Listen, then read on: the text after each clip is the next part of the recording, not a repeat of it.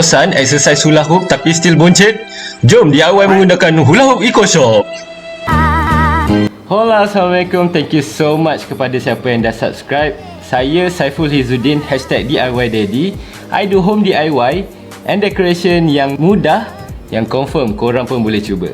So macam yang korang nampak, ada a little bit different sikit setup hari ni sebab recently Alhamdulillah ada special collaboration dengan Impiana magazine. So kalau korang tak tengok lagi, korang kena tengok Impiana TV and FB Live sebab insyaAllah akan ada banyak lagi collaboration in future. Thank you so much Impiana. So sekarang ramai orang suka tanam pokok es hiasan dalam rumah, termasuklah saya. In conjunction to that, hari ni kita akan DIY. Kita akan gabungkan barang daripada Eco Shop dan Daiso. Kita nak tengok apa hasilnya. Alright, so bahan-bahan yang kita perlukan hari ni adalah ini, gegelung daripada Eco Shop yang saya akan spray hitam dia menjadi ini. Ni pun daripada Daiso, ini daripada Daiso, dan papan ni daripada Eco Shop. Jom. Alright, first kita nak gamkan ni dengan ni menggunakan super glue ataupun hot glue gun. Letak je dekat atas ni.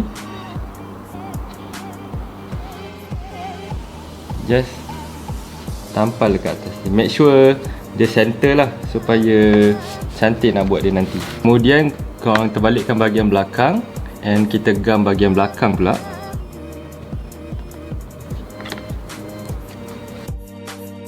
Dan terbalikkan.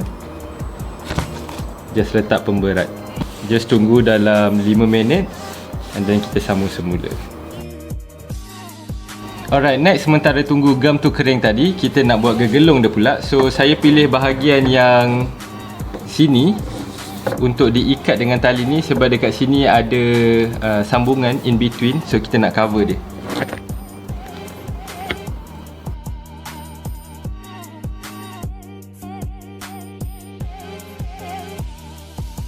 Ni kita dah siap balut, dah siap spray, and ni juga kita dah siap gam. Kita cuba ukur.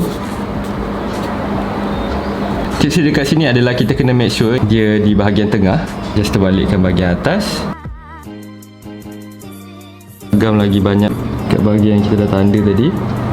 So far based on my experience, memang gam ni sangat-sangat kuat lah. Make sure ni di bahagian tengah and then tengok juga bahagian atas sama ada sama ke tidak bahagian atas tu. Alright, dah siap.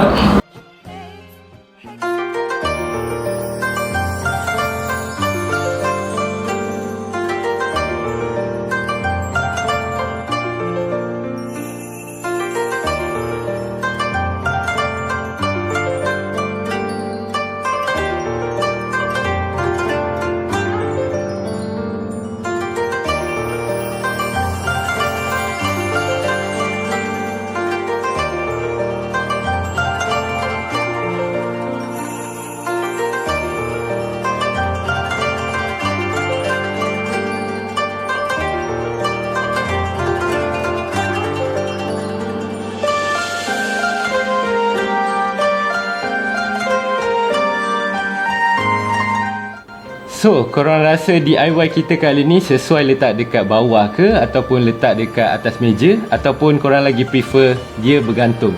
So, leave dekat komen.